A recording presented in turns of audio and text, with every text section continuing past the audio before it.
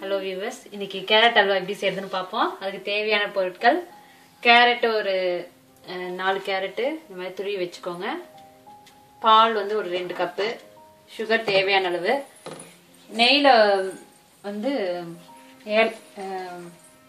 முந்திரி பருப்பு திராட்சையும் நெய்யில் வறுத்துக்கணும். அடுத்த பற்ற வச்சு பேனை வச்சு நெய் போட்டு முந்திரி பருப்பு திராட்சையை வறுத்துக்கோங்க. இந்த மாதிரி லைட் ப்ரௌன் கலர் வந்ததுக்கப்புறம் துருவி வச்சிருக்க கேரட்டை வந்து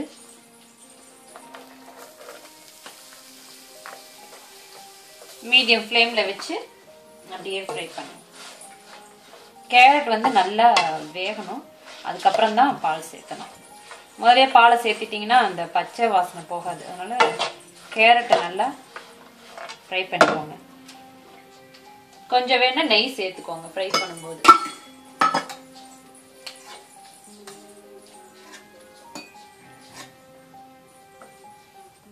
இந்த அளவு நெய் சேர்த்து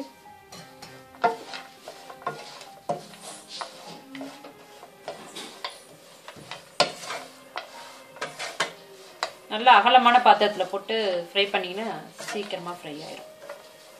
கேரட் கொஞ்சம் வதங்கினதுக்கப்புறம் ஃப்ளேமை கொஞ்சம் கம்மி பண்ணிவிட்டு மூடி போட்டு அப்படியே வேக விட்டுருங்க. ரொம்ப ஹையில் இருக்கக்கூடாது, ஃப்ளேம் மீடியமாக வச்சுக்கோங்க. கேரட் நல்லா ஃப்ரை ஆயிடுச்சு. மூடி போட்டிங்கனாலும் அடிக்கடி ஓப்பன் பண்ணி கிளறி விடணும், இல்லாட்டி கருகி போயிடும். ஸோ இப்போ நல்லா வெந்திருக்கு, பார்த்தீங்கன்னா தெரியும். அப்படி நசுக்கி பார்த்தா கேரட் பொரியலுக்கு எப்படி நம்ம ஃப்ரை பண்ணுறோம் அந்த மாதிரி ஃப்ரை பண்ணிக்கணும். கேரட் கொஞ்சம் நல்லா வெந்ததுக்கப்புறம் பால் சேர்க்கணும்.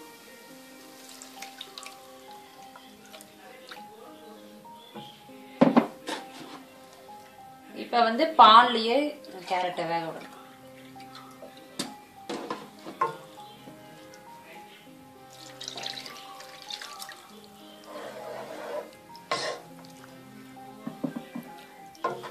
சுகர் வந்து இப்போ சேர்த்தக்கூடாது.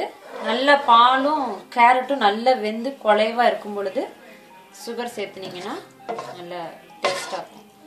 நல்லா சுருண்டு வரும் அந்த பாலும் கேரட்டும் நல்லா வெந்ததுக்கப்புறம். அப்போ சுகர் சேர்த்துங்க, இப்போ சேர்த்தாதீங்க. ஓகே, இதை வந்து அப்படியே மூடி வச்சுருங்க, வேகட்டும். அப்படி பால் இப்போ நல்லா சுண்டிடுச்சு. முதல்ல ஊற்றின அளவை விட இப்போ நல்லா குறைஞ்சிருக்கும். கேரட் அதில் நல்லா வெந்ததுனால இப்போ வந்து 1 ஸ்பூன் கார்ன்ஃப்ளவர் பவுடரை வந்து கொஞ்சமாக தண்ணி ஊற்றி இந்த மாதிரி கரைச்சிக்கோங்க. இதை வந்து அப்படியே சேர்த்துக்கோங்க. சேர்த்துட்டு நல்லா அப்படியே மிக்ஸ் பண்ணுங்கள். நான் வந்து இப்போ சுகர் ஆட் பண்ண போகிறேன். இதில் இந்த அளவு சுகர் 1 கப்பு ஆட் பண்ணுறேன். சுகர் இன்னும் வேணும்னா டேஸ்ட்டு பார்த்துட்டு சேர்த்துக்கலாம்.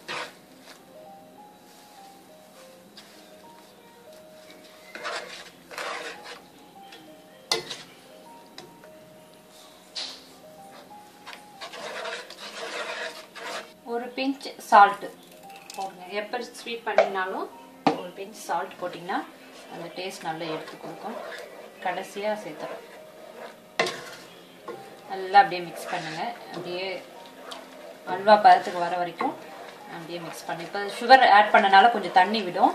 ஸோ அது கெட்டி பதம் வர வரைக்கும் அப்படியே மிக்ஸ் பண்ணணும். கண்டினியூஸாக இதில் மிக்ஸ் பண்ணுறதா வேலையே. விட்டிங்கன்னா அடி பிடிச்சிடும். நான்ஸ்டிக்னா கூட கொஞ்ச நேரம் விடலாம். அதே இரும்பு கடாயாக இருந்துச்சுன்னா சீக்கிரமாக அடி பிடிச்சிடும். ஸோ நான்ஸ்டிக்கில் செஞ்சிங்கன்னா கொஞ்சம் ஈஸி. அல்வா பதத்துக்கு வந்துருச்சு. கடைசியாக ஏலக்காவை பொடி பண்ணி மேலே தூவிடுங்க.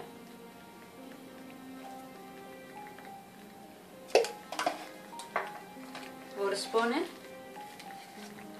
நெய் சேர்த்து